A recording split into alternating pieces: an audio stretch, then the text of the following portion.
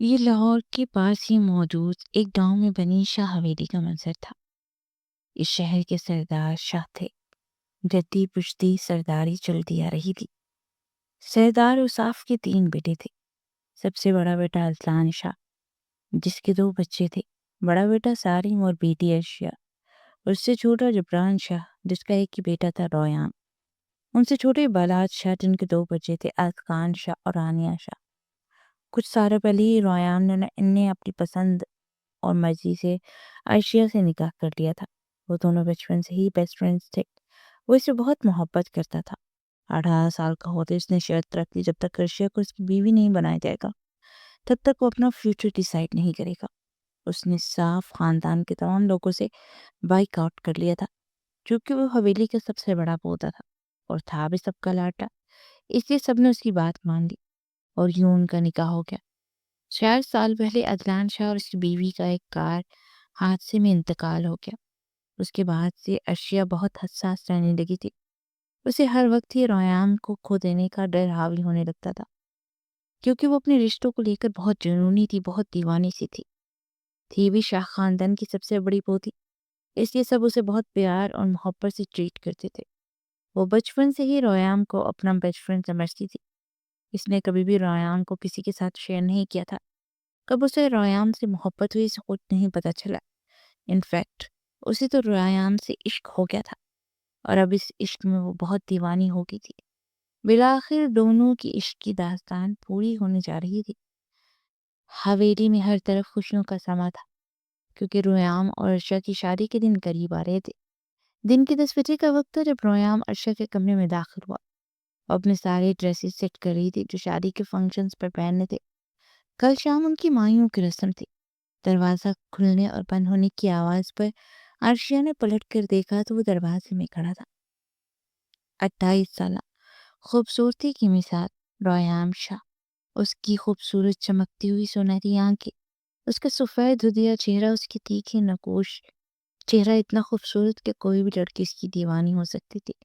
اس کے چہرے پر کچھ ٹینشن تھی جو عرشیا صاف دیکھ سکتی تھی۔ وہ خود پر قابو پاتے کچھ آگے بڑھا اور عرشیا کے سامنے آ کر رکا۔ کافی دیر اسے خاموشی سے دیکھتا رہا، شاید بولنے کے لیے الفاظ تلاش کر رہا تھا۔ ایک نظر اسے دیکھا، 22 سالہ، خوبصورتی کی مثال عرشیا۔ اس کی اوشن بلو آنکھوں، ان میں چمکتی خوبصورتی، اس کا بے داغ ملائی جیسا چہرہ، خوبصورت نقوش، پر بھی مرد اس کی خوبصورتی دیکھ کر اس کا دیوانہ ہو سکتا تھا۔ عائشہ اس کی بے چینی محسوس کر سکتی تھی۔ اسے بے چین دیکھ کر وہ ایک پل میں ہی بے چین ہوئی۔ کیا بات ہے، آپ کیوں پریشان ہیں؟ بالآخر اس نے پوچھ ہی لیا۔ رویام آگے بڑھا، اس کے ماتھے پر لب رکھے۔ میری بات ذرا تحمل سے سننا۔ وہ بولا تو لہجہ کافی سنجیدہ تھا۔ عرشیا کچھ حیران، تم جانتے تو ہو میں ایک آرمی آفیسر ہوں۔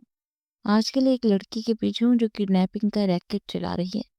میں اس کے بہت قریب پہنچ گیا تھا، شاید اسے شک پڑ گیا تھا، اس لیے وہ بھاگ گئی، اور فی الحال آرمی کے ریسورسز سے پتہ چلا ہے کہ وہ لڑکی اس وقت لاہور میں چھپی ہے۔ اتنا سب بتانے کے بعد رویام خاموش ہو گیا۔ اس کی سنہری آنکھوں میں کچھ اضطراب تھا جو عرشیا کی اوشن بلو آنکھیں صاف دیکھ کرتی تھی۔ تو پھر کیا؟ وہ بےتابی سے پوچھ رہی تھی۔ رویام نے آہستہ سے اسے اپنے ساتھ لگایا۔ وہ جانتا تھا جو بات اسے بتانے لگا اس کے لیے بہت ہوتا چاہیے۔ مجھے ابھی اور اسی وقت لاہور کے لیے نکلنا ہے، اسے اریسٹ کرنا ہے، صرف کچھ گھنٹوں کی بات ہے، میں کل شام تک واپس آ جاؤں گا۔ اس کی الفاظ سے یہ شاید کھولتا ہوا تیزاب جو عرشیا کو اپنے کانوں میں انڈیلتا ہوا محسوس ہوا۔ وہ ایک جھٹکی سے اس سے دور ہوئی۔ ہاں، تو دماغ تو ٹھکانے پر تو ہے، کل ہماری شادی کے فنکشن شروع ہو رہے ہیں اور آپ جانے کی بات کر رہے ہیں۔ عائشہ کا دل تو کانپ کر رہ گیا۔ وہ دھبے دھبے غصے سے چلائی تھی۔ رویام نے اسے کندھوں سے مضبوطی سے پکڑ رکھا تھا۔ صرف کچھ گھنٹوں کی بات ہے، جلدی واپس آ جاؤں گا۔ صرف اس لڑکی کو پکڑنا اور آرمی کے حوالے کرنا ہے۔ وہ جانتا تھا عرشیا کو مطمئن کرنا اتنا آسان نہیں، اور واقعی عرشیا ایک پل کے لیے بھی مطمئن نہیں ہوئی تھی۔ ہرگز نہیں، آپ کہیں نہیں جائیں گی، اور صرف آپ ہی کیوں، کوئی اور بھی جا سکتا ہے۔ 2 دن بعد ہماری شادی، آپ کو کیا ہو گیا رویام؟ وہ جب بہت زیادہ ایموشنل ہوتی تھی تب اسے رویام کہتی تھی، ورنہ اسے ہمیشہ احمد ہی کہتی تھی، چونکہ اس کا پورا نام رویام احمد شاہ تھا۔ اسے ہمیشہ اس کی دادی کہا کرتی تھی کہ اچھی بیوی اپنے شوہر کو اس کے نام سے مخاطب نہیں کرتی، اس لیے وہ احمد کہتی تھی کیونکہ اسے کوئی بھی احمد نہیں کہتا تھا۔ احمد اس کا یونیک نیم تھا۔ ورنہ وہ ریان کو بہت کم ریان کہتی تھی، اکثر وہ اسے احمد ہی کہتی تھی۔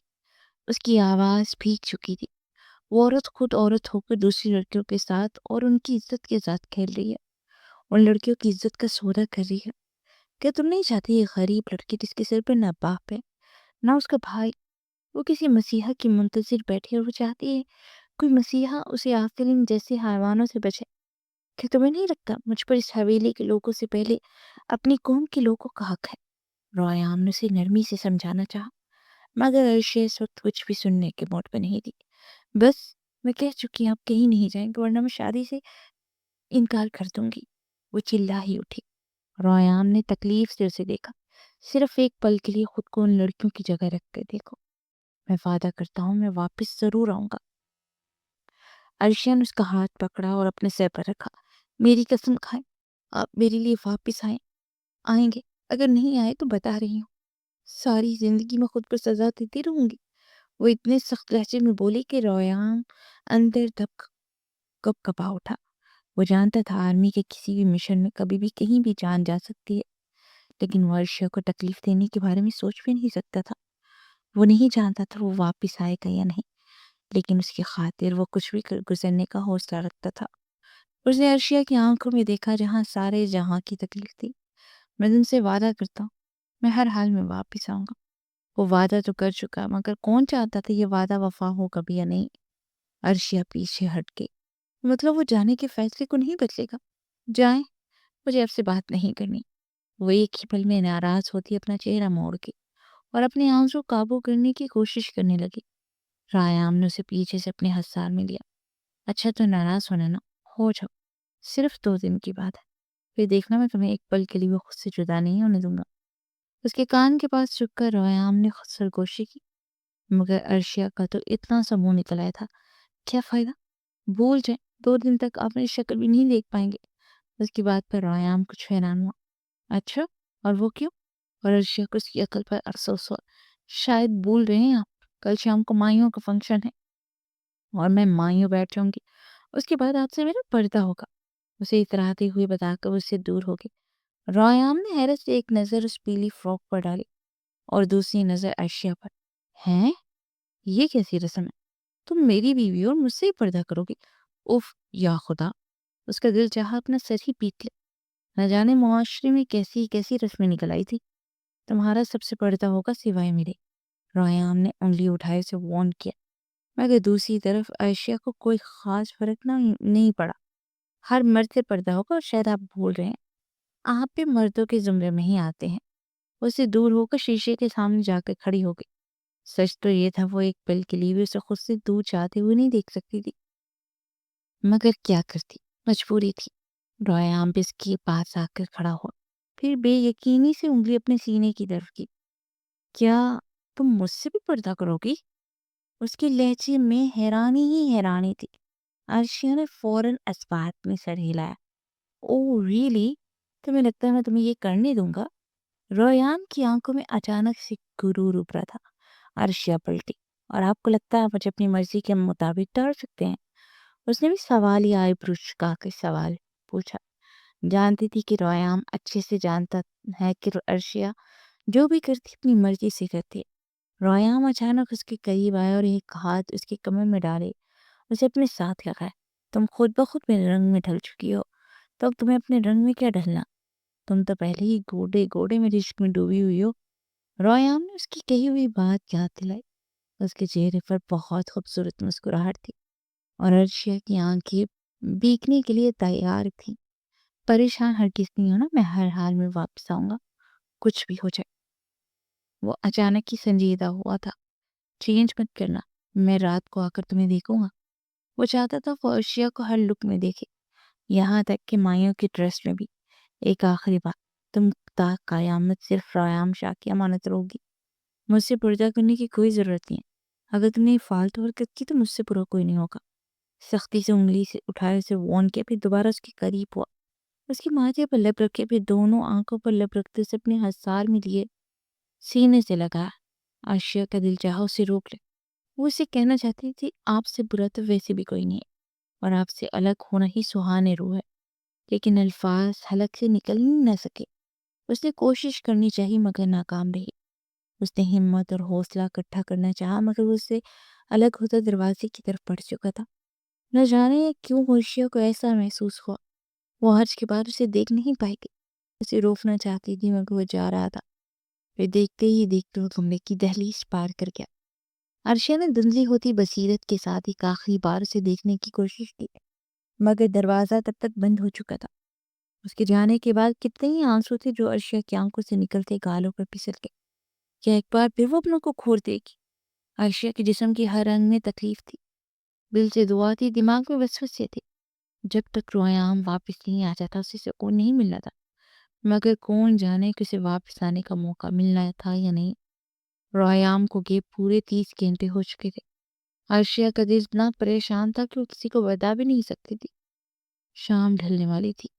اس وقت وہ پیلی فراک پہنے مائیوں کی دلہن بنی تیار ہو رہی تھی، مگر دماغ میں ساری سوچیں رویام کی طرف تھی۔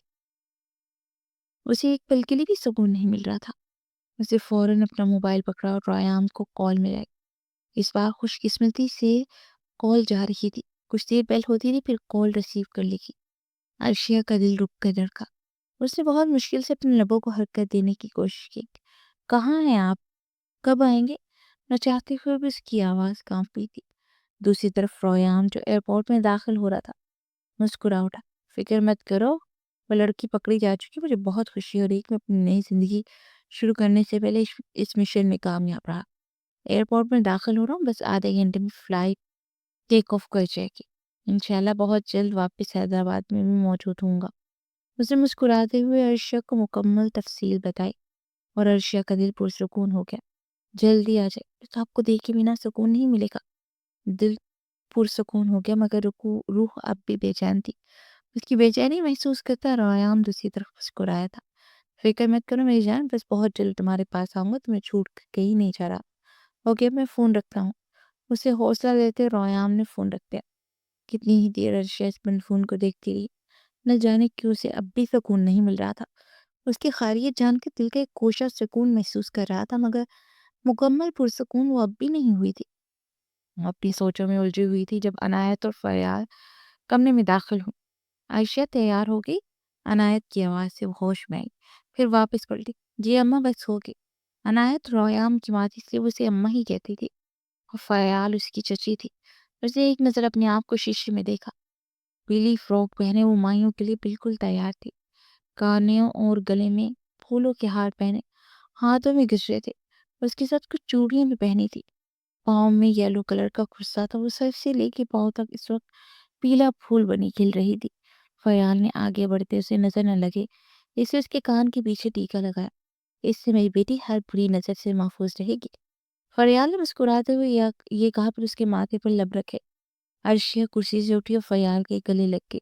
آئی لو یو سو مچ چاچی۔ اس کی آواز پھیکی تھی اور فریال جانتی تھی کہ لمحہ ایسا ہی ہوتا ہے۔ آئی لو یو ٹو چاچی کی جان۔ چلو چلو جلدی رسم شروع کرنی ہے۔ مغرب ڈھل چکی تھی۔ انہوں نے وقت پہ ہی رسم کرنے کا فیصلہ کیا تھا۔ دیر رات کرنے کی کوئی ضرورت محسوس نہ ہوئی۔ عنایت کے چہرے پہ کچھ اضطراب تھا۔ وہ دونوں اسے نیچے لے آئی جہاں لاؤنج میں سب موجود تھے۔ مت سارے باہر لان میں جمع تھے کیونکہ عورتوں کی رسم تھی اس لیے یہاں کوئی بھی موجود نہیں تھا۔ مائیوں کی رسم زور و شور سے جاری تھی۔ عائشہ ساری رسم میں بے چین رہی تھی، نہ جانے کیوں اسے سکون محسوس نہیں ہو رہا تھا۔ اس کا دھیان بار بار لاؤنج کے دروازے کی طرف تھا کہ شاید وہ اب اندر داخل ہو، لیکن وہ نہیں آیا۔ بالآخر مائیوں کی رسم ختم ہوئی۔ تقریباً 10 بجے کے بعد عرشیا اپنے کمرے میں داخل ہوئی اور بے چینی سے چکر کاٹ رہی تھی۔ دل گھبرا رہا تھا، ایسا لگ رہا تھا جیسے بہت کچھ برا ہونے والا ہے۔ رات کی 11 بجے پھر 12 بجے، لیکن اسے ایک پل کے لیے بھی سکون نصیب نہیں ہو رہا تھا۔ لاہور سے حیدرآباد کی فلائٹ اتنی لمبی تو نہیں تھی۔ اب تک تو رویام کو گھر آ جانا چاہیے تھا۔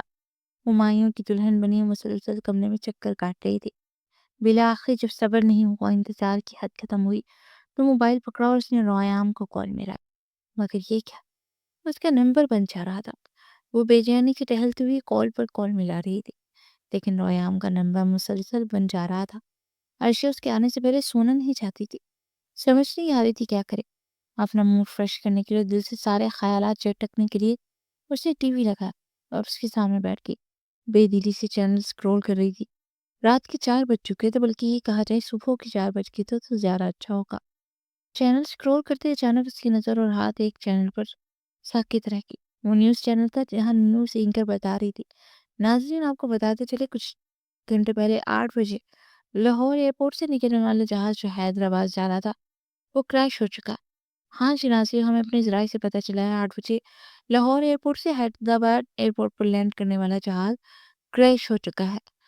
عائشہ کے سر پر حویلی کی چھت بہت زوروں سے گری تھی، زمین پھٹی تھی، آسمان سے کچھ سمجھ نہیں آیا۔ وہ ساکت رہ گئی، اسے لگا وہ بھی مر جائے گی، کسی نے جسم سے روح کھینچ کر نکالی تھی۔ وہ نفی میں سر ہلاتے وہیں زمین پر بیٹھتی چلی گئی۔ نیوز چینل پر اب کریش ہوئے جہاز کی فوٹوز دکھائی جا رہی تھی اور عائشہ کو اپنی ساری دنیا رکتی ہوئی محسوس ہو رہی تھی۔ اس کے چہرے کا سارا خون نچڑ چکا تھا، چہرہ حد سے زیادہ سفید ہو گیا۔ نہیں، پلیز رویام واپس آ جائے۔ اس کے ہونٹ ہل رہے تھے مگر آواز نکلنے سے انکاری تھی۔ وہ نہیں جانتی وہ کتنے گھنٹے وہاں بیٹھی ساکت نگاہوں سے بس اسکرین کو گھورتی رہی۔ ہوش تو تب آئی جب آذان کی آواز کانوں میں پڑی۔ وہ زمین سے اٹھی، پھر فوراً اوپر بھاگی، اندھا دھند اوپر بھاگ رہی تھی۔ اب تک کانوں اور گلے میں پھولوں کا سیٹ پہن رکھا تھا۔ وہ اپنی فراک گھٹنوں سے اوپر اٹھائے سیڑھیاں چڑھ رہی تھی۔ حویلی میں 3 فلور تھے، اس کا کمرہ دوسرے فلور پر تھا، رویام کا تیسرے فلور پر۔ ایک جھٹکے سے رویام کے کمرے میں داخل ہوئی مگر کمرہ سارا خالی تھا، وہ کہیں نہیں تھا۔ عائشہ کو سانس لینے میں گھٹن ہو رہی تھی، کچھ سمجھ نہیں آ رہی تھا کیا کرے، جیسے اس کے حواس ابھی بھی کچھ کام کر رہے تھے۔ فوراً سارنگ کے کمرے کی طرف بھاگی، دروازہ پیچھے ڈالا۔ بگ برو، بگ برو، وہ چیخنے لگی۔ اس کی چیخوں کی آواز سے اذغان فوراً باہر نکلا، دوسری طرف سارم بھی نکل آیا۔ سارم کے ساتھ ساتھ فیال اور بلاش بھی باہر نکل آئے۔ سارم فوراً آ کر بھگا، وہ خوف سے اب تک رویام کے کمرے کے دروازے کو دیکھ رہی تھی۔ کیا ہوا؟ سارم کی پریشان آواز کانوں میں گونجی۔ وہ آگے بڑھی اور سارم کے سینے سے لگ گئی اور اس کے سینے سے لگتی ہوئی ہچکیوں کے ساتھ رو رہی تھی، پلیز میں مر جاؤں گی، رویام کو واپس بلائیں، انہیں لے کر آئیں، میرا دل بند ہو رہا ہے۔ روتی ہوئی وہ سب کملی ہوئی لگ رہی تھی، اس کا حال کسی ادمری اور پاگل عورت جیسا ہو گیا تھا۔ اسے اتنا پریشان دیکھ کر سب کے کلیجے باہر آئے۔ اذغان فوراً آگے بڑھا، کیا ہوا؟ عائشہ کو کندھوں سے پکڑے اس نے اپنے روبرو کیا۔ عائشہ نے بتانا چاہتی تھی لیکن لب ہلنے سے انکاری تھی۔ وہ میں نے ہکلاتے ہوئے اتنا بتا کر وہ دوبارہ پھوٹ پھوٹ کر رو پڑی۔ سب اس کے رونے سے پریشان ہو رہے تھے۔ اذغان نے دونوں کندھوں سے پکڑے ہلکا سے جھٹکا دیا، اس طرح رونے سے کیا ہوگا؟ وہ کیا ہے وہ بتاؤ، اس نے کچھ سختی سے کہا۔ عائشہ کے بہتے آنسو تھم گئے، اسے اپنا چہرہ اٹھائے اذغان کو دیکھا، پھر ایک نظر سارم کو۔ سارم کی آنکھوں میں فکر مندی تھی لیکن اذغان کی آنکھوں میں فکر کا تاثر نہیں تھا۔ وہ الگ بات تھی کہ وہ فکر مند ہوا تھا۔ ہاں، اس کی آنکھوں کے تاثر سے اندازہ لگانا مشکل تھا کہ وہ کیا سوچ رہے۔ عائشہ نے بہت ہمت جما کر کے الفاظ ادا کرنے چاہیے۔ وہ لاہور گئے تھے، 8 بجے کی فلائٹ سے واپس آنا تھا، لیکن ابھی میں نے کچھ دیر پہلے نیوز سنی، وہ کہہ رہے ہیں 8 بجے والی فلائٹ کریش ہو گئی ہے۔ اپنا سانس روکے ایک ہی فکرے میں ساری بات بتاتی دوبارہ پھوٹ پھوٹ کر رو پڑی اور ساری حویلی والوں کے سروں پر حویلی کی عمارت آن گری۔ اذغان کتنے ہی پر ساکت رہ گئے اور سارم کا تو حال ایسے تھا جیسے کاٹو تو بدن میں لہو نہیں۔ کچھ کریں برو، انہیں لے کر آئے، میرا دل بند ہو رہا ہے۔ وہ دوبارہ سارم کا کالر پکڑے تڑپ کر چیخی تھی۔ عائشہ کو سانس لینے میں گھٹن ہو رہی تھی۔ وہ سارم سے دور ہوئی، سانس لینے کی کوشش کی مگر سانس سینے میں ہی اٹک گئی۔ اس کے بعد اس کی آنکھوں کے سامنے اندھیرا چھایا اور وہ ہوش و حواس سے بیگانہ ہو گئی۔ اس کا وجود زمین پر لگتا اس سے پہلے ہی طارم نے آگے بڑھتے اسے پکڑا اور اس کی باہوں میں ہی جھول گئی۔ عائشہ، میری گڑیا، میری جان آنکھیں کھولو۔ سارم نے تڑپتے ہوئے اس کی غار تھپ تھپاتے اسے پکارا لیکن وہ تاشور کی منزلوں میں جا چکی تھی۔ صبح صادق سے دن ہوا، دن سے دوپہر ہوئی اور دوپہر سے شام ہو گئی۔ دوپہر کے وقت جا کر عائشہ کو ہوش آیا تھا، تب سے رو رہی تھی، بس ایک ہی بار بار کہہ رہی تھی رویام کو لے آئے۔ ایک دن پہلے اس نے کہا تھا وہ بہت جلد واپس آ جائے گا۔ پورا ایک دن گزر گیا لیکن وہ واپس نہیں آیا۔ حویلی کی روش پر 4 گاڑیاں آگے پیچھے سے داخل ہوئی۔ سارم کسی ہارے ہوئے جواری کی طرح گاڑی سے باہر نکلا۔ وہ کس طرح اپنی بہن کے سامنے جائے گا، اسے کیا کہے گا؟ گاڑیوں کی آواز سن کر عائشہ جو لاؤنج میں بیٹھی تھی فوراً بھاگتی ہوئی باہر نکلی۔ اس نے اب تک وہی مائیوں کا ڈریس پہن رکھا تھا، اس کے کانوں میں پھولوں کے جھمکے تک سوکھ چکے تھے لیکن عائشہ نے انہیں اتارنے کی کوئی کوشش نہیں کی۔ رویام اسے سختی سے منع کر کے کیا تھا کہ اسے واپس آ کر دیکھے گا۔ تو کیسے اپنی گہنی اتارتی تھی۔ رک جاؤ ارشیا، فیال نے اسے پکڑنے کی کوشش کی مگر اس کی گرفت سے خود کو چھڑواتی بھاگی تھی۔ وہ باہر نکلی تو سارے مرد حویلی کے گارڈن میں ہی موجود تھے۔ اب ایمبولینس میں سے کسی وجود کو باہر نکال رہے تھے اور ارشیا کا سانس رک گیا۔ وہ تڑپتی ہوئی نفی میں سر ہلا رہی تھی۔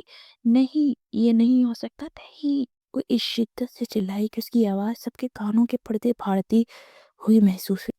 سب نے اس کی آواز کی تکلیف بہت قریب سے محسوس کی، اور ریان احمد شاہ کے وہ جنون میں تو ویسے ہی پاگل تھی۔ وہ بھاگتی ہوئی سارین کے پاس گئی۔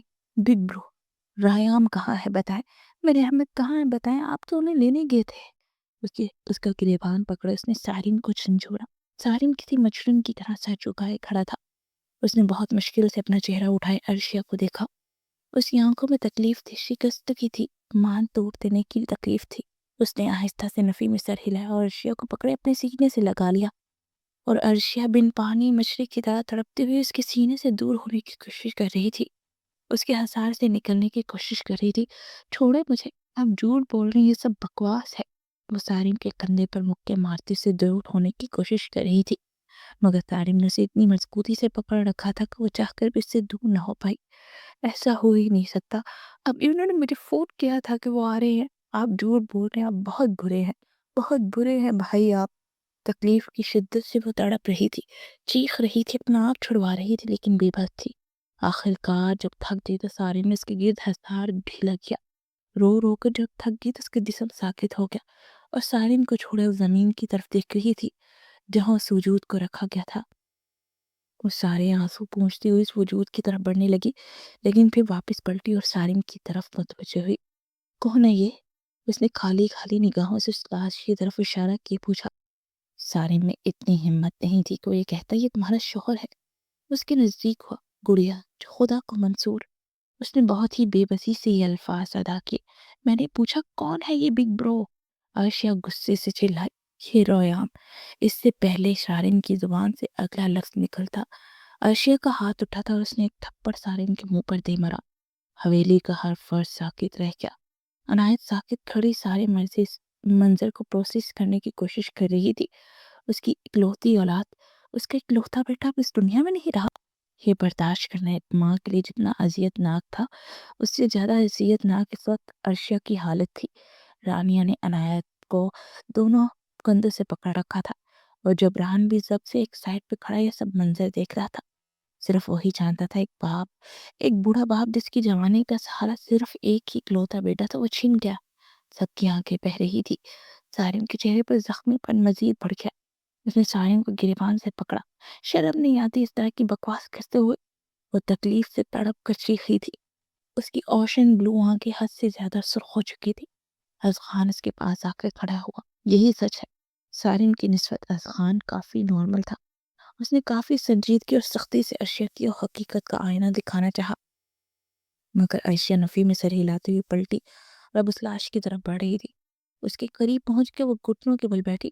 یہ میرے ریان نہیں ہے، یہ ریان ہو ہی نہیں سکتے، وہ عجیب جنونی اور پاگل لہجے میں کہتی اس لاش کو حقارت سے دیکھ رہی تھی۔ کسی نے بھی آگے بڑھنے کی کوشش نہیں کی، کسی میں ہمت نہیں تھی۔ آپ میرے ریان نہیں ہے نا؟ وہ اس لاش سے اس طرح پوچھ رہی تھی جیسے وہ اسے جواب دے گی۔ پھر اس نے چہرہ اٹھایا، دوبارہ سارین کو دیکھا۔ آپ کو کیسے پتا یہ میرے ریان ہے؟ وہ سوال کرتی اس وقت بالکل ایک بچی لگ رہی تھی۔ سارین کچھ بھی کہنے کے قابل نہیں رہا۔ دانتوں کے ایکس رے اور ہارٹ سے پتہ چلا ہے، جواب ازخان نے دیا، اور عائشہ نے بے یقینی سے ازخان کو دیکھا۔ پھر وہ پاگلوں کی طرح ہنسنے لگی۔ یہ کیسی بکواس ہے؟ ہارٹ اور دانتوں کے ایکس رے کیسے ثابت کر سکتے یہ میرے ریان ہے؟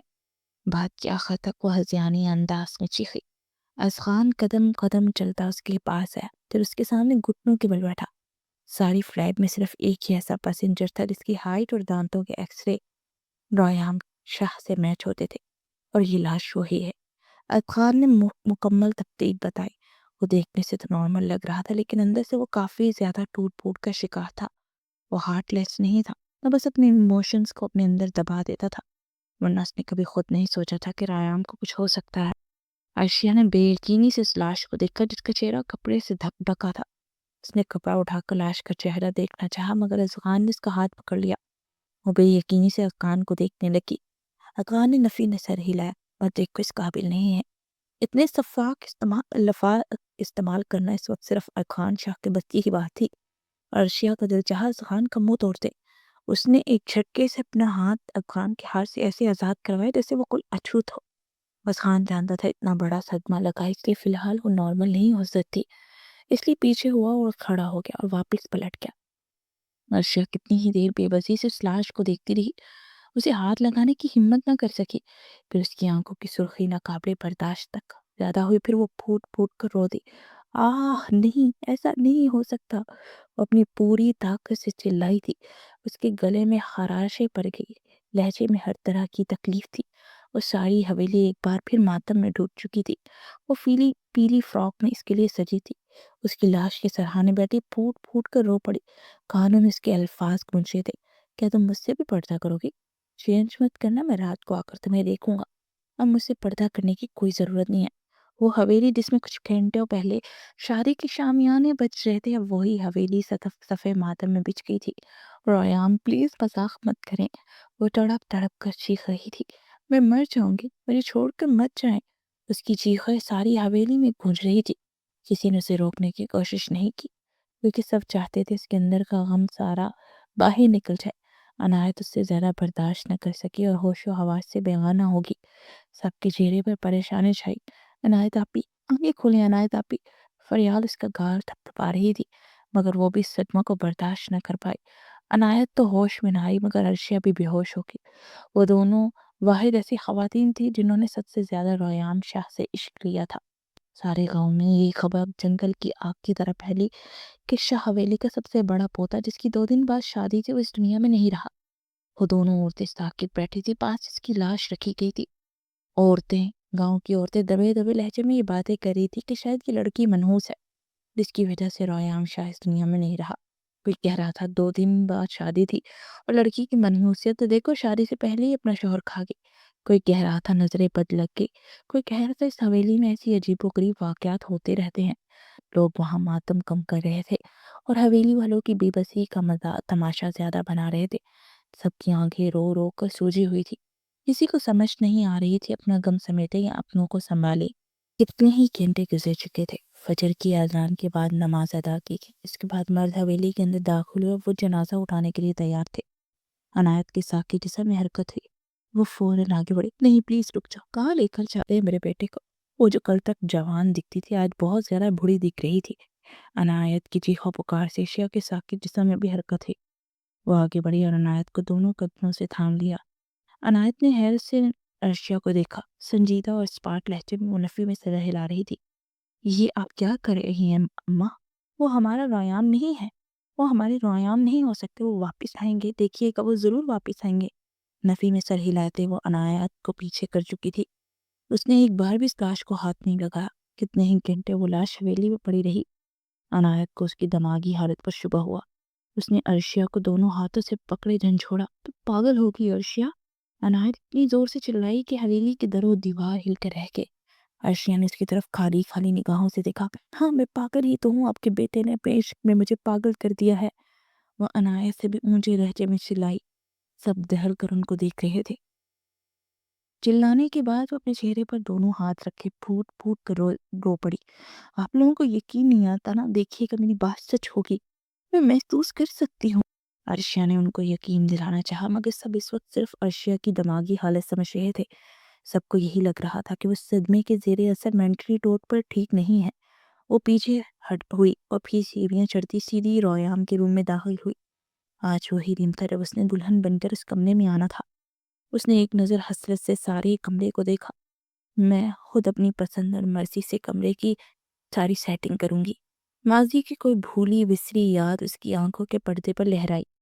اچھا بابا، ٹھیک ہے، تمہارا کمرہ، جیسے مرضی سیٹنگ کرنا. ریان کی مسکراتی آواز کانوں میں گونجی. وہ وہیں کمرے کے فرش پر گری، پھر اتنی اونچی آواز میں روئی کہ کمرے کی 4 دیواری نے اس کی سسکیاں اپنے اندر دبا لی. وہ عہد کر چکی تھی کہ آج کے بعد اسی کمرے میں رہے گی. وہ ریان شاہ کی بیوی تھی اور ریان احمد شاہ کی ہر چیز پر عرشیہ کا پورا حق تھا. وہ اسی مائیوں کے لباس میں بیڈ پر لیٹی اپنا چہرہ دونوں ہاتھوں میں چھپائے روتی روتی ہی سو گئی. 3 دن سے حویلی کی فضا ماتم کنا تھی. وہ حویلی جہاں شادی ہونے والی تھی وہیں صاف صفے ماتم بچھ گئی تھی۔ 3 دن گزر چکے تھے اور ساری حویلی سناٹے میں ڈوبی ہوئی تھی۔ نہ کوئی ٹھیک سے کھانا کھا پا رہا تھا، نہ کوئی ٹھیک سے سو رہا تھا۔ ہر کوئی اپنی اپنی جگہ پر الگ الگ اذیت کا شکار تھا۔ ایک ایسا انسان جس کا ہر ایک فرد سے الگ الگ رشتہ تھا، اس کے جانے سے سارے کنبہ ہی بکھر گیا۔ اس سے کمرے کا دروازہ کھلا، سارا کمرہ اندھیرے میں ڈوبا ہوا تھا۔ وہ آگے بڑھی، چل کر کمرے کی کھڑکیوں تک آئی، پھر ہاتھ بڑھا کر شیشے کے سامنے لگے پردے کھینچ کر پیچھے کیے تو سارا کمرہ روشنی میں نہا گیا۔ وہ واپس پلٹی اور نظر سیدھا بیڈ پر پڑی، جہاں ارشیا بخار میں تپتی ہوئی 3 دنوں سے سوتی جاگتی کیفیت میں تھی۔ کمرے میں روشنی ہونے سے اس کی آنکھوں کو روشنی چبھی۔ اس کا ایک ہاتھ آنکھوں تک آیا، اس نے اپنی آنکھیں زور سے میچ کر روشنی سے جان چھڑانے چاہی، لیکن روشنی مسلسل آنکھوں کو چبھ رہی تھی، اس لیے بلینکٹ کو اپنے سر تک تان کر کروٹ بدل گئی۔ رانیہ قدم قدم چلتی اس کے پاس آئی، پھر بیڈ پر اس کے پاس بیٹھی۔ ارشیا کے بال بلینکٹ سے باہر تھے۔ اسے محبت سے ارشیا کے بالوں میں ہاتھ پھیرا۔ ارشیا بھی کچھ کھا لیں، نرمی اور محبت سے اس نے التجا کی۔ اس کی آواز سے ارشیا نے تھوڑا سا کمبل نیچے کیا اور اپنی سوجی ہوئی آنکھیں کھولی۔ اس کی اوشن بلو آنکھیں ساری سرخ ہو چکی تھی۔ اس کی یہ حالت دیکھ کے رانیہ کے دل کو کچھ ہوا۔ اس نے بہت مشکل سے اپنے آنسو قابو کیے۔ وہ ابھی تک اسی پیلی فراک میں تھی۔ 5 دن ہو گئے تو اس نے اپنے کپڑے بھی نہیں بدلے تھے۔ وہ خالی خالی نگاہوں سے رانیہ کو دیکھ رہی تھی اور رانیہ تکلیف زدہ آنکھوں کے ساتھ۔ اس کا اپنا دل پھٹ رہا تھا، لیکن وہ خود پر ضبط کر رہی تھی۔ آپ بھی منہ ہاتھ دھو لیں اور کپڑے چینج کر لیں، پھر کچھ کھا لیں، دوبارہ محبت سے کہتے اس نے ارشیا کے بالوں میں ہاتھ پھیرا۔ رانیہ پلیز یہاں سے جاؤ، مجھے کچھ نہیں کھانا، مجھے اکیلا چھوڑ دو، ارشیا نے بے بسی سے فریاد کی۔ رانیہ بھی بے بسی سے دیکھنے لگی۔ آپ بھی ایسا کیسے چلے گا؟ اگر آپ کچھ کھائیں گی نہیں تو بیمار ہو جائیں گی، پلیز تھوڑا سا کھانا کھا لیں۔ وہ فریاد کرتی ہوئی نہ چاہتے ہوئے بھی رو پڑی۔ ارشیا نے ویران نگاہوں اس کے ساتھ اسے دیکھا۔ جب تک تمہارا وہ بگوڑا بھائی واپس نہیں آ جاتا نا، تب تک نہ تو میں اس لباس کو تبدیل کروں گی اور نہ ہی کچھ کھاؤں گی، وہ ضدی اور جنونی لہجے میں چلائی تھی۔ اور رانیہ بس اسے تکلیف سے دیکھتے رہ گئی۔ آپ بھی تکلیف سے تڑپ کر اس نے پکارا، خدا کی رضا سمجھ کے صبر کر لیں۔ اور ارشیا نے بے حد حیرت سے رانیہ کو دیکھا۔ اسے اس حویلی میں کم سے کم دھانیہ سے یہ امید نہیں تھی۔ اس نے ایک جھٹکے سے رانیہ کا ہاتھ اپنے بالوں سے دور کیا۔ تمہیں بھی لگتا ہے میں پاگل ہو گئی ہوں یا جھوٹ بول رہی ہوں یا میرا دماغ خراب ہے؟ اس سے سوال پوچھتی ہوئی اس وقت وہ بے بسی کی آخری حدود کو چھو رہی تھی۔ رانیہ نے تڑپتے ہوئے نفی میں سر ہلایا۔ نہیں آپی، میرا وہ مطلب نہیں تھا، آپ غلط سمجھ رہی ہیں، اس نے وضاحت دینی چاہی۔ ارشیا کے چہرے پر ایک تلخ مسکان نمودار ہوئی۔ وہ شخص جس سے میں نے پاگلوں کی آخری حد تک عشق کیا وہ جا چکا ہے، نہ جانے وہ کہاں چلا گیا، اور تم کہہ رہی میں کھانا کھا لوں؟ تم سوچ بھی نہیں سکتی رانیہ کہ مجھ پر کیا گزر رہی ہے۔ ارشیا اسے سمجھانا چاہتی تھی کہ یہ کتنا تکلیف دیتا ہے۔ رانیہ بے بسی اور تکلیف اسے دیکھتی رہ گئی۔ ارشیا نے دوبارہ بلینکٹ پکڑا اور اپنے چہرے پر لے لیا۔ مطلب صاف تھا، وہ مزید رانیہ سے کوئی بات نہیں کرنا چاہتی تھی۔ رانیہ آخری نظر اس پر ڈالتی ہوئی اٹھی اور اس کمرے سے باہر نکل آئی اور سیدھی عنایت کے کمرے میں داخل ہوئی۔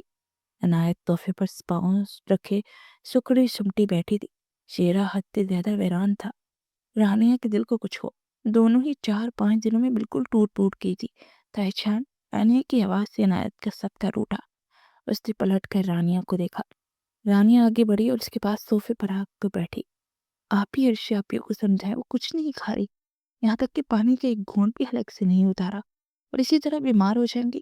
اور ریان بھائی تو ہمیشہ کہیں بھی جانے سے پہلے انہیں آپ کی امان میں دے کر جاتے تھے، تو آپ کو نہیں لگتا ہمیں ان کی امانت کا خیال رکھنا چاہیے؟ بے شک رانیہ چھوٹی تھی لیکن بہت سمجھدار تھی، اور اس وقت بھی بہت سمجھداری والی باتیں کری تھی۔ عنایت جو سنہوتے ذہن کے ساتھ بیٹھی تھی ہوش میں آنے لگی۔ اسے رانیہ کی باتیں آہستہ آہستہ سمجھ آ رہی تھی۔ پلیز آپ ہی ان سے بات کریں، اس وقت تو صرف آپ کی ہی سنیں گی، آپ ہی انہیں کھلا سکتی ہیں، وہ کچھ نہیں کھا رہی۔ ماما، ممانی اور تائی جان سب نے ٹرائی کر لیا کہ وہ کسی کی بات نہیں مان رہی۔ رانیہ عنایت سے التجا کری تھی اور عنایت جیسے ہوش میں آئی۔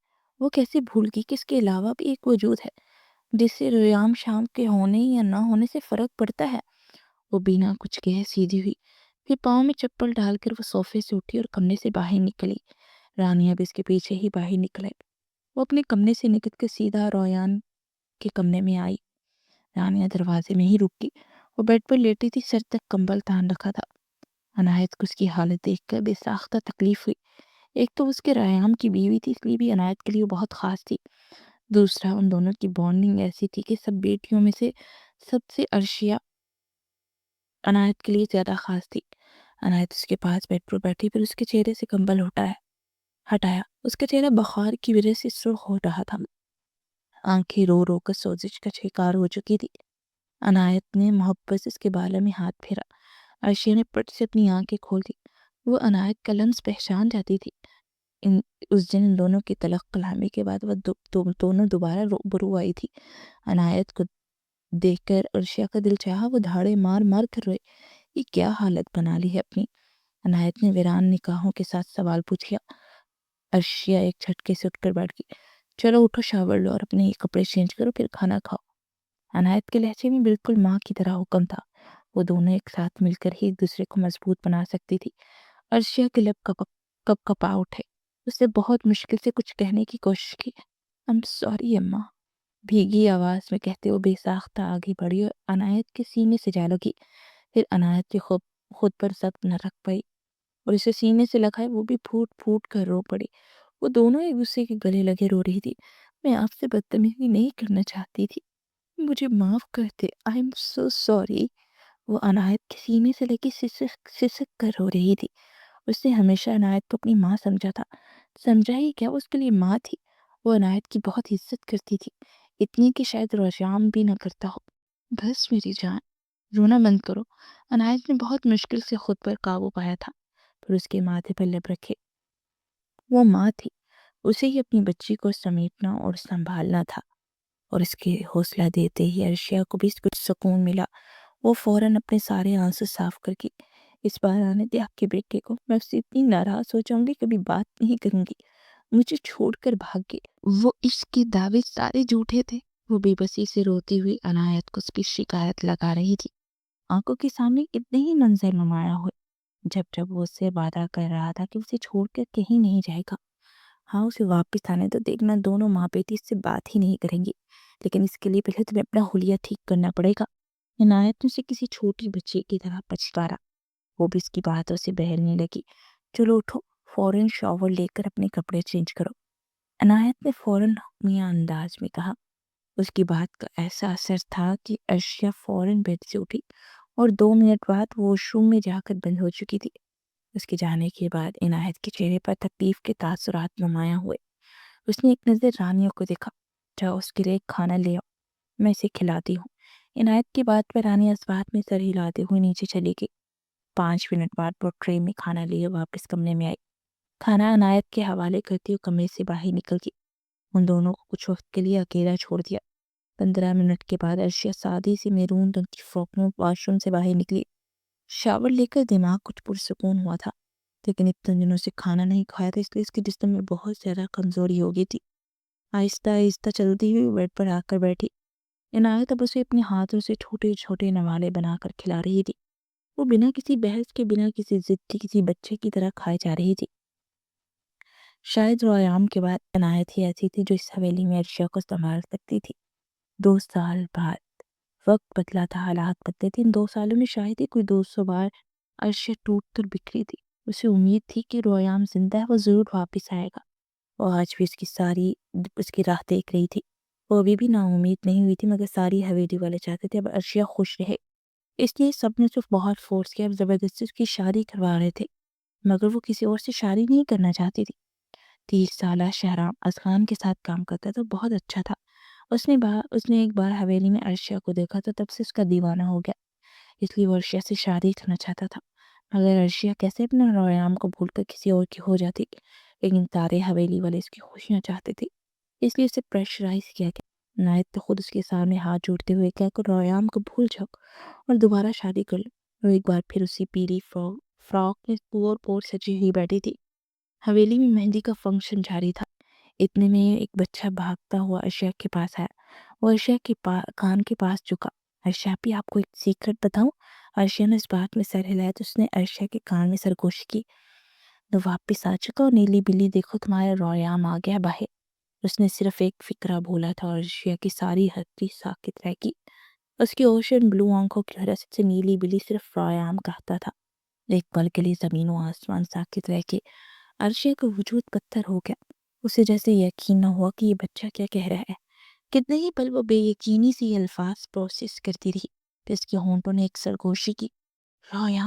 اس کی آنکھوں میں نمی چھمکی، اس کا سارا جسم کپکپا اٹھا، جسے اس سے یقین نہیں آ رہا تھا کہ رویام آ گیا۔ جیسے اس کے دماغ نے الفاظ پروسیس کیے، وہ صوفے سے اٹھی، اپنی فراک پاؤں سے اوپر اٹھاتی ہوئی وہ لانچ سے باہر بھاگی تھی، اور عنایت فوراً سے پہلے اس کے سامنے آئی۔ عائشہ کیا ہو گیا؟ دوست پریشان ہوئی تھی۔ فیال اور رانیہ بھی اس کے پیچھے آ گئی تھی۔ ساری خواتین ایک دم چپ ہو گئی۔ اماں، اماں رویام آ گئی، وہ خوشی سے چلائی تھی۔ سب نے بے یقینی سے اسے دیکھا۔ کیسی باتیں کری، وہ کہاں سے آ گیا؟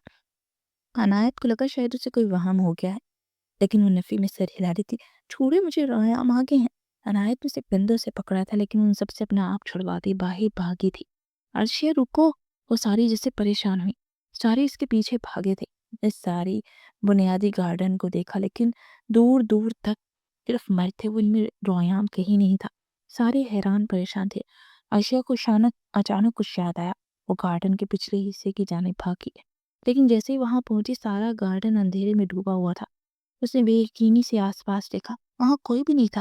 کسی نے عرشیہ کے سینے میں کوئی خنجر مارا تھا۔ رویام! اپنی پوری طاقت سے چلا، اس کی آواز گارڈن گونجتے واپس آ گئی۔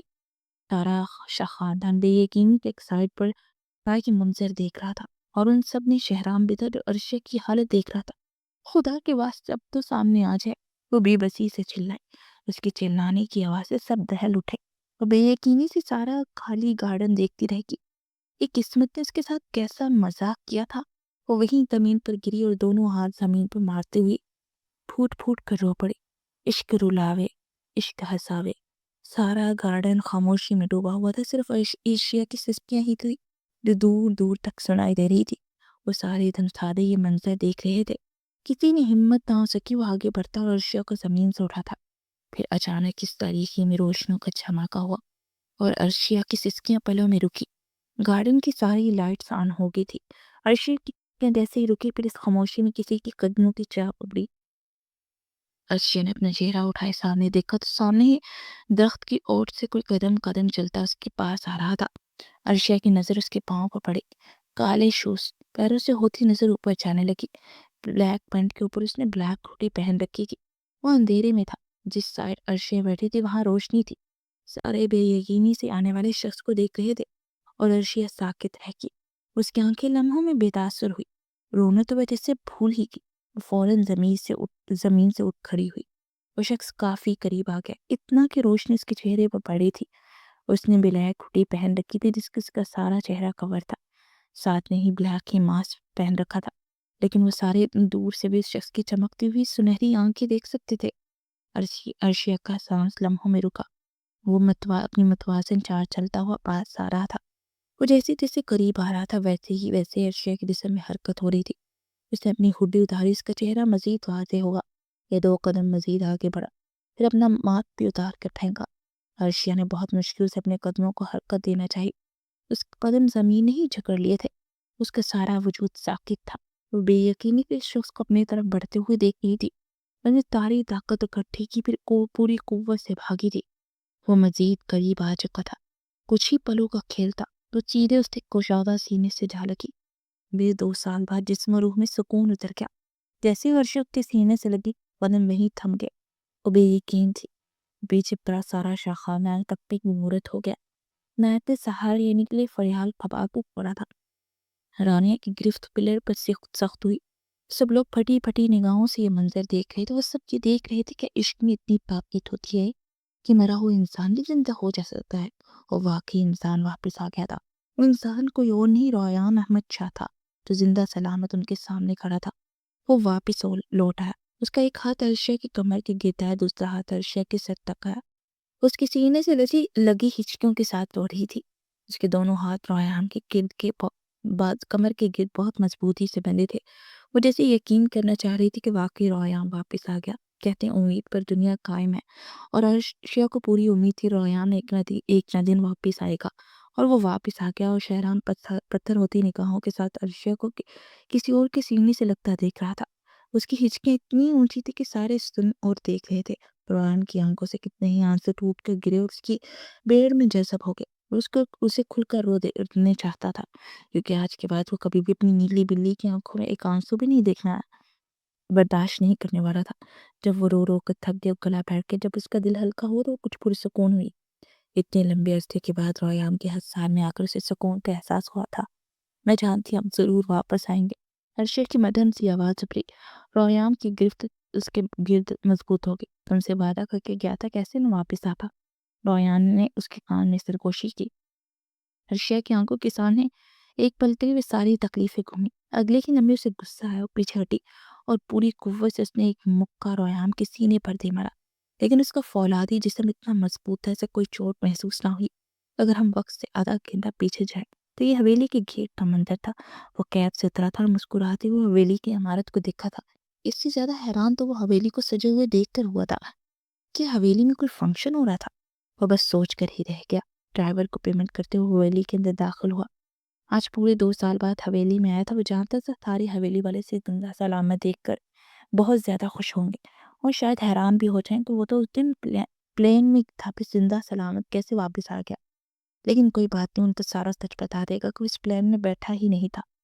عرشیا نے فون پر بات کرنے کے فوراً بعد سے اپنے سینئر کو فون آیا، جنہوں نے بتایا کہ وہ لڑکی جسے کچھ دیر پہلے وہ پکڑ کر پولیس کی حراست میں دے کر گیا تھا، وہ لڑکی بھاگ چکی ہے۔ اور ریام کو بہت غصہ آیا تھا۔ اس نے پورے 24 گھنٹوں کی محنت کے بعد اس لڑکی کو پکڑا تھا اور بھاگ گئی۔ وہ فلائٹ میں بیٹھنے کی بجائے ایئرپورٹ سے باہر نکل آیا تھا۔ اسے پہلے اس لڑکی کو پکڑنا تھا، پھر وہ گھر بعد میں واپس چلا جائے گا۔ اسے اپنی فلائٹ 8 بجے سے 12 بجے والی کروا لی تھی۔ وہ فوراً لاہور پولیس اسٹیشن کی جانب بھاگا تھا۔ آدھے راستے میں اس نے اس لڑکی کو دوبارہ پکڑ لیا۔ تمہیں کیا لگا تھا تم اتنی جلدی بھاگ جاؤ گی؟ میں دیکھتا رہ جاؤں گا؟ اس کے سر پر گن رکھتے ہوئے وہ گاڑی کی طرف جھکا تھا۔ وہ لڑکی دانت پیس کر رہ گئی۔ ریام نے اسے باہر نکلنے کا اشارہ کیا۔ گن ہنوز اس لڑکی کے سر پر تان رکھی تھی۔ وہ فوراً باہر نکل آئی۔ وہ اسے اپنے ساتھ لیے واپس پولیس اسٹیشن آیا تھا اور اب غصے سے انسپیکٹر کو حکم سنا رہا تھا، کل یہ لڑکی حال میں کورٹ میں جانا چاہیے۔ اگر اب یہ لڑکی بھاگی تو تمہاری نوکری 1 منٹ سے پہلے جائے گی۔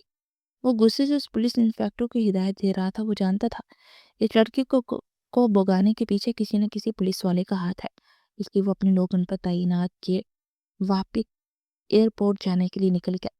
لیکن برا ہو، راستے میں اس کی گاڑی کا بہت بڑا ایکسیڈنٹ ہو گیا۔ یقیناً یہ ان لوگوں نے ہی کروایا تھا جن کے باس کو وہ پکڑ چکا تھا۔ رویام کے سر پر گہری چوٹ آئی تھی۔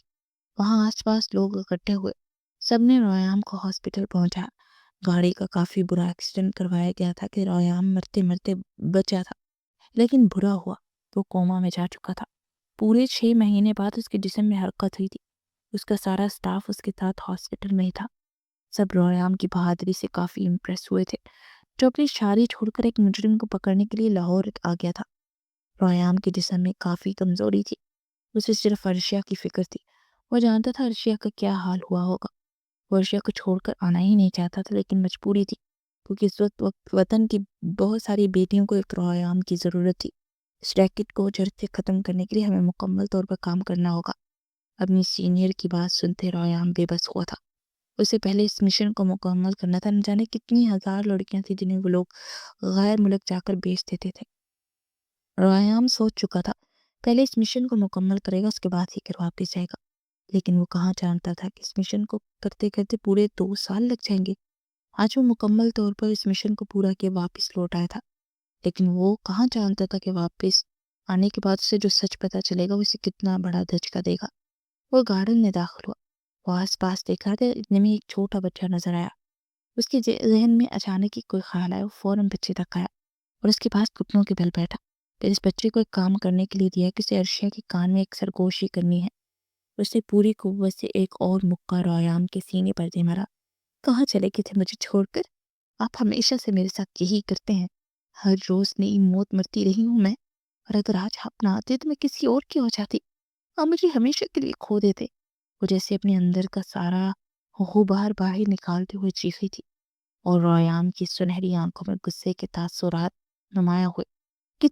کس کی اتنی ہمت ہے کہ وہ ریام احمد شاہ کی بیوی کی طرف آنکھ اٹھا کر دیکھ سکے؟ آنکھوں میں چنگاریاں لیے اتنی اونچی آواز میں گرجا کہ ایک لمحے کے لیے شہرام سارے کا سارا کانپ اٹھا، لیکن عرشیہ کہاں اس کی سن رہی تھی۔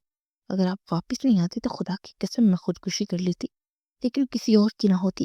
اس کے کندھے پر مسلسل مکے ماری تھے اور ریحان بس اس کے اندر چلتی اذیت کو باہر نکل جانے دینا چاہتا تھا۔ اس نے عرشیہ کے ماتھے پر لب رکھ کر اسے مزید شدت سے اپنے سینے سے لگایا اور عرشیہ کے ہاتھ فوراً بے دم ہو گئے۔ میں جانتا ہوں میں نے تمہیں بہت زیادہ تکلیف دی ہے، میں بہت برا ہوں، لیکن آئی پرومس آج کی بات کہیں نہیں جاؤں گا۔ ہماری زندگی کی ساری تکلیفیں دور ہو چکی ہیں، آج سے تم ہمیشہ کے لیے میری ہو، میں سارے فاصلے مٹا آیا ہوں۔ ریحان نے اس کے بال کانوں کے پیچھے کرتے جیسے اسے پورا یقین دلایا تھا، لیکن عرشیہ کی سسکیاں اتنی اونچی تھی کہ اسے کچھ سمجھ نہیں آ رہی تھی۔ بس اس سے زیادہ ریحان اس کا رونا برداشت نہیں کر سکتا تھا۔ چلو بس کرو، اب میں آ گیا ہوں نا، شاباش رونا بند کرو۔ ریحان نے اس کا چہرہ سامنے کرتے اپنے ہاتھوں سے اس کے آنسو صاف کیے، لیکن وہ ابھی بھی آہستہ آہستہ آواز میں ایک ہی بات بڑبڑا رہی تھی، کیوں چلے گئے تھے مجھے چھوڑ کر؟ آپ کے بنا ایک ایک لمحہ میں نے کس اذیت سے گزارا ہے، آپ نہیں جانتے، ساری زندگی اس تکلیف کے لیے معاف نہیں کروں گی۔ وہ ایک بار پھر ظالم ملکہ بن گئی تھی۔ ریحان جانتا تھا جو کہ کنٹیج نے برداشت کی، ان سب کے آگے یہ غصہ بہت کم تھا۔ تمہیں تو ریحان احمد شاہ کا قتل بھی معاف میری جان۔ ریحان کی ترغوشی پر ایک ٹیپ لے کر میں سکون اتر گیا تھا اور اس کی آنکھوں کے سامنے اندھیرا چھا رہا تھا۔ پھر وہ ریحان کی آنکھوں میں ہی جھول گئی اور ریحان کی مسکراہٹ لمحوں میں غائب ہوئی۔ عرشی میری جان، ہلکی کلو کیا ہوا ہے؟ اس قوت سے چلایا کہ اس کی آواز گارڈن کے کونے کونے تک گئی۔ سالم جیسے ہوش میں آیا تھا، فوراً اس کی طرف بڑھا۔ عرشی میری جان، ہلکی کھلو، شاباش۔ ریحان کو نہ جانے کیوں بہت کچھ غلط ہونے کا احساس ہو رہا ہے، کہ اس تو خود کے ساتھ کچھ کرتے نہیں دیا۔ اس کا گال تھپتھپاتے اسے جھنجھوڑ رہا تھا، لیکن عرشیہ ہوش و حواس سے بیگانہ ہو چکی تھی۔ سالم نے فوراً سے عرشیہ کی پل چیک کی، پھر اس کی آنکھوں کا معائنہ کرا تھا۔ اسے کیا ہوا، جلدی بتاؤ، یہ ٹھیک تو ہے؟ ریحان نے تڑپتے ہوئے پوچھا تھا۔ وہ جانتا تھا عرشیہ جس قدر ضدی و جنونی اپنی جان لینے سے بھی دوریک نہیں کرے گی۔ سالم جو خود بے چین تھا، اتنے عرصے بعد سکون محسوس ہوا تھا۔ بی پی لو ہے اس لیے بے ہوش ہے، وہ شاید کچھ سٹریس سے زیادہ لے لیا ہے۔ سالم نے ریحان کے کندھے پر ہاتھ رکھے بتایا، تو جا کر ریحان کو کچھ سکون نصیب ہوا۔ اگلی ہی پل اس نے عرشیہ کو اپنی باہوں میں اٹھایا اور حویلی کے اندر کی جانب بڑھا تھا۔ وہ لاؤنج میں داخل ہوا جب عنایت نے اسے پکارا۔ ریحان، اس ماں کے لہجے میں کتنی تڑپ تھی، وہ محسوس کر چکا تھا۔ وہ رکا ضرور مگر پلٹا نہیں۔ کچھ دیر میں واپس آتا ہوں نیچے، پھر آپ اس بارے میں تفصیل سے بات ہوگی۔ یہاں میری غیر موجودگی میں میری بیوی کے ساتھ کیا ہو رہا تھا؟ وہ اتنی سختی سے یہ بات کرتا گیا کہ سب حیران رہ گئے۔ ریحان اسے لے کر سیدھا اپنے کمرے میں آیا تھا، اسے بیڈ پر لٹایا، اس کا سارا جسم ٹھنڈا پڑ رہا تھا۔ ریحان نے اس پر بلینکٹ دیا، جھکتے ہوئے اس کے ماتھے پر لب رکھے، اور سالوں بعد اس کے اپنے سینے میں سکون اتر گیا تھا۔ اس نے حیرانی سے کمرے کو دیکھا جہاں ہر جگہ عرشیہ کی چیزوں کا بکھیرا پڑا تھا۔ وہ 2 ہی لمحوں میں سمجھ چکا تھا کہ اس کی بیگم صاحبہ نے اس کے جانے کے بعد اس کے کمرے پر قبضہ کر لیا تھا۔ وہ واپس کمرے سے باہر نکل گیا، پھر سب گھر والوں کے سامنے بیٹھا انہیں ساری بات بتا رہا تھا کہ وہ واپس گھر کیوں نہیں آیا تھا، زندہ تھا تو کہا تھا۔ عنایت اس کے سینے سے لگ کر کتنی دیر روتی رہی، اپنی ماں سے معافیا مانگتا رہا، اپنی وجہ سے اس نے سب کو تکلیف دی۔ اس نے شہرام کی طرف قہر پار نگاہوں سے دیکھا، اسے اس بات پر تکلیف ہوئی تھی کہ سب نے عرشیہ کی دوسری شادی کرنے کے بارے میں سوچا کیوں۔ ایک بات یاد تھا، عرشیہ صرف ریحان شاہ کی امانت تھی، اس کی ہے، وہ صرف اس کی ہی رہے گی، چاہے میں زندہ رہوں یا مر جاؤں، میری بیوی صرف میری ہے۔ سختی سے باور کروانا نہیں بھولا تھا۔ حویلی میں ایک اگلی صبح کا آغاز ہو چکا تھا۔ وہ گرم پانی سے شاور لینے کے بعد واش روم سے باہر نکلا، پھر شیشے کے سامنے آ کر کھڑا ہوا اور بالوں میں کنگھی کرنے لگا۔ اچانک ریحان نے اپنے پیچھے آہٹ محسوس کرتے رخ موڑا تو وہ بے یقینی سے اسے دیکھتے اسی کی طرف آ رہی تھی۔ وہ دلکشی سے مسکرایا اور وہ تو اس کے دلکش چہرے میں ہی کھو گئی تھی۔ قدم تھم گئے۔ وہ جب واش روم میں گیا تھا تب وہ سو رہی تھی، یقیناً وہ اب اٹھ گئی تھی اور حیرانی سے ریحان کو کمرے میں دیکھ رہی تھی، شاید اس بات پر یقین کرنا چاہ رہی تھی کہ وہ زندہ ہے۔ ریحان آگے بڑھا اور اس تک پہنچ کر اسے اپنے سینے سے لگا لیا۔ وہ اب تک بے یقین تھی اور اس کے سینے سے لگتے ہی سکون محسوس ہوا۔ وہی محفوظ حساس۔ عائشہ نے اپنے سن ہاتھ اٹھائے اور اس کے کندھوں کو چھوا۔ ہاں، وہ اسے محسوس کر سکتی تھی۔ وہ یقین کرنا چاہتی تھی کہ اس کا شوہر واپس آ گیا ہے۔ آنکھوں سے آنسو گرتے گالوں پر پھسل رہے تھے اور ریان نے اس کے بالوں پر لب رکھے۔ عائشہ کو یقین ہو گیا وہ سچ میں یہاں موجود ہے، کہ کوئی وہم کوئی خواب نہیں ہے۔ آہستہ آہستہ اس کی ہچکیاں اونچی ہونے لگی۔ اس نے چہرہ موڑ کر ریان کے سینے میں چہرہ چھپایا۔ دنیا میں اگر وہ سب سے زیادہ کہیں زیادہ محفوظ کر سکتی تھی خود کو تو یہ باہیں تھی۔ ریان کی آنکھوں سے بے آواز آنسو نکلتے اس کی بیڑ میں جذب ہو رہے تھے۔ ریان نے دونوں ہاتھوں سے اپنے سینے میں چھپا رکھا تھا۔ اسے اپنی ساری تکلیفیں رو رو کر باہر نکال رہی تھی۔ میں نے آپ کو بہت یاد کیا۔ وہ بہت مشکل سے اپنی ہچکیاں قابو کرتے اتنا ہی بول سکی۔ ریان نے دوبارہ اس کے بالوں پر لب رکھے۔ میں نے بھی تمہیں بہت یاد کیا میری جان۔ ریان نے دھیرے سے سرگوشی کی۔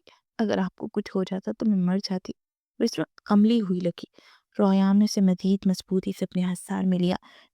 ایسی بات نہیں، آئندہ مت کرنا۔ عائشہ کو اچانک غصے سے ایک مکہ ریان کے کندھے پر گھے مارا۔ اگر اتنا ہی عشق تھا مجھ سے تو پھر کیوں نہیں بتایا آپ زندہ ہے، کہاں ہے؟ کم سے کم مجھے تو بتا سکتے تھے، کیا پتہ میری تکلیف کچھ کم ہو جاتی۔ وہ تڑپتی ہوئی پوچھ رہی تھی۔ ریان کی آنکھیں نم ہیں۔ ہاں میں نے کوشش کی لیکن بس نہیں ہو سکا۔ اگر تمہیں بتا دیتا میں مشن پر جا رہا ہوں اور کیا پتہ زندہ سلامت واپس آؤں یا نہ ہو تو کیا تم مجھے جانے دیتی؟ عائشہ کا چہرہ دیکھتے اس کی آنکھوں میں جانتے سوال پوچھ رہا تھا۔ عائشہ ایک دم خاموش ہوگی۔ دوبارہ اپنا سر ریان کے سینے پر رکھ لیا۔ میں تم سے عشق کرتا ہوں نیلی بلی، وہ بے بسی سے بھر پڑا ہے۔ عائشہ نم آنکھوں سے مسکرا پڑی۔ اور میں آپ کی دیوانی ہوں ریان، وہ بھی اسی لہجے میں بولی اور ریان نہ چاہتے ہوئے بھی ہنس پڑا۔ کل سے دوبارہ ہماری شادی کے فنکشن اسٹارٹ ہے جو میری وجہ سے مس ہو گئے تھے۔ میں تمہاری ہر خواہش پوری کرنا چاہتا ہوں۔ سب ٹھیک ہو جائے گا، فکر مت کرو، ساری حویلی والوں کو میں خود سیٹ کر لوں گا۔ نو کی ہمت کیسے ہوئی تھی تمہاری شادی کسی اور سے کروانے کی؟ اس کے بالوں میں انگلیاں چلاتے پہلے محبت اور پھر غصے سے بولا کہ عرشیہ ہنس پڑی۔ وہ جانتا تھا کہ عرشیہ کبھی بھی اس کے علاوہ کسی اور سے شادی کر ہی نہیں سکتی، کیونکہ وہ تو اس کے لیے دیوانوں کی حد تک پاگل تھی۔ وہ ایک بار پھر اپنا چہرہ اس کے سینے میں چھپا کے بالآخر اپنی ہر تکلیف کے بعد وہ ریان احمد شاہ کو پا چکی تھی۔ وہ زندہ تھا، اسے یقین تھا اور اس دیوانے کا یقین جیت گیا۔ وہ جانتی تھی اب خوشیاں اس کے مقدر میں لکھتی گئی ہے۔ اس نے غم دیکھے، اب اسے انعام مل گیا تھا۔ ختم شد۔